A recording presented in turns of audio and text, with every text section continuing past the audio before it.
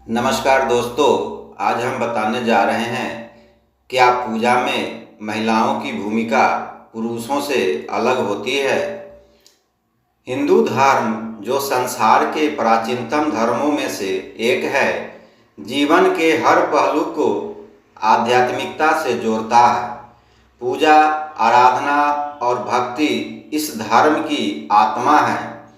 जब हम यह प्रश्न करते हैं कि क्या पूजा में महिलाओं की भूमिका पुरुषों से अलग होती है, तो इसका उत्तर केवल एक पंक्ति में ही नहीं दिया जा सकता। इसके लिए हमें शास्त्र, परंपराएं, समाज और व्यवहार, इन सभी का गहराई से विश्लेषण करना पड़ता है। नंबर 1, शास्त्रीय दृष्टिकोण से महिला और पुरुष में भेद। वेदों और उपनिषदों में पूजा का अधिकार किसी विशेष लिंग तक सीमित नहीं रखा गया है। यत्र नार्यस्तु पूज्यन्ते रमन्ते तत्र देवता, अर्थात जहाँ नारी की पूजा होती है वहाँ देवता निवास करते हैं।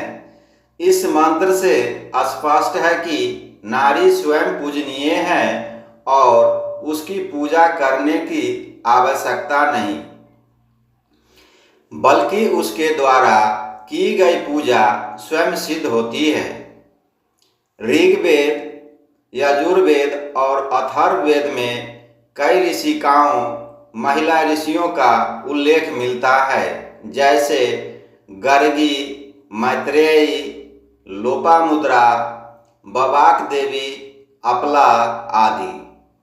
ये सभी महिलाएं न केवल आध्यात्मिक साधना में संलग्न थी, बल्कि यज्ञ और वेद पाठ में भी पुरुषों के समकक्ष थी।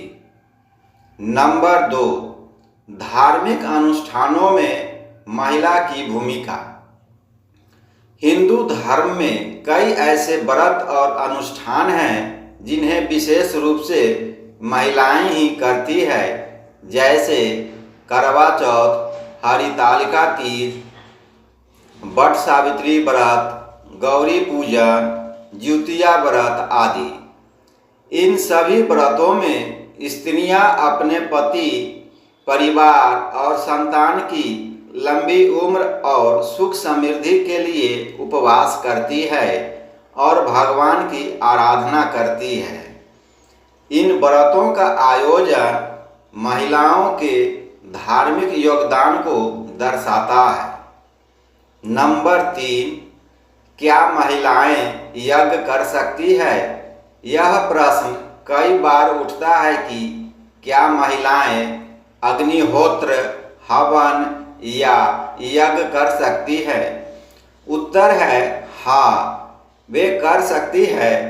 प्राचीन काल में ऋषिकाओं ने यज्ञ किए हैं। आज भी महिलाएं अगर ब्रह्मचर्य और पवित्रता के नियमों का पालन करें तो वे यज्ञ कर सकती हैं। लेकिन स्मृति ग्रंथों और धर्मशास्त्रों में कुछ स्थानों पर महिलाओं को विशिष्ट यम कर्मों से दूर रखने की बात कही गई है। इसका कारण सामाजिक और जैविक व्यवस्था थी, न कि आध्यात्मिक अयोग्यता। जैसे मासिक धर्म के समय महिलाओं को पूजा से वर्जित किया गया, लेकिन यह नियम शुद्धता के सिद्धांत पर आधारित था, न कि नारी को नीचा दिखाने के लिए। नंबर 4, विवाह के पश्चात स्त्री की धार्मिक भूमिका। विवाह के पश्चात स्त्री का धर्म कर्तव्य पुरुष के साथ जुड़ जाता है।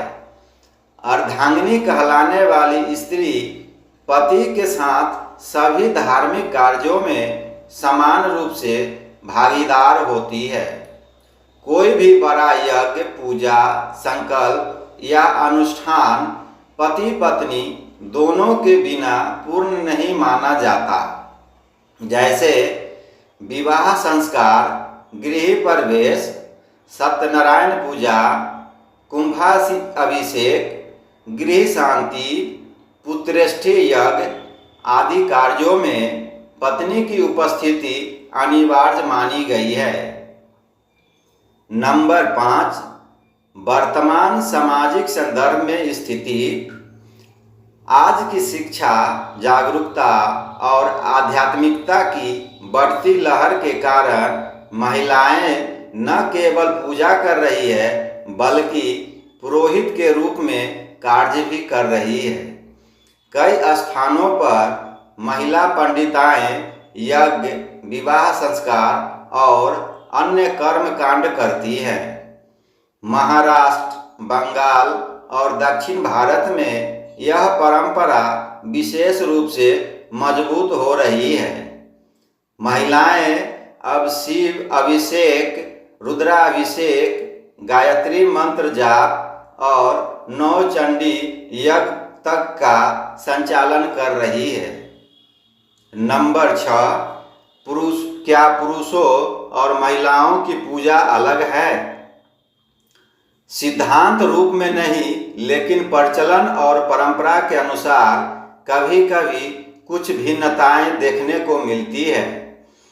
उदाहरण, महिलाएं चंद्रमा और गौरी की पूजा अधिक करती है। पुरुष अधिकतर विष्णु, शिव, सूर्य उपासना करते हैं। कुछ व्रत महिलाओं के लिए ही आरक्षित है, जैसे तीज या करवा चौथ। वहीं पुरुषों के लिए संकष्टी चतुर्थी, एकादशी व्रत प्रमुख है। परंतु इसका यह अर्थ नहीं कि कोई विशेष पूजा केवल किसी एक लिंग तक सीमित है। भक्ति में कोई भेद नहीं होता।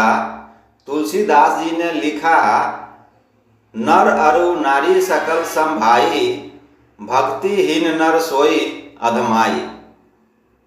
नंबर 7, भक्ति आंदोलन और महिलाओं की भागीदारी।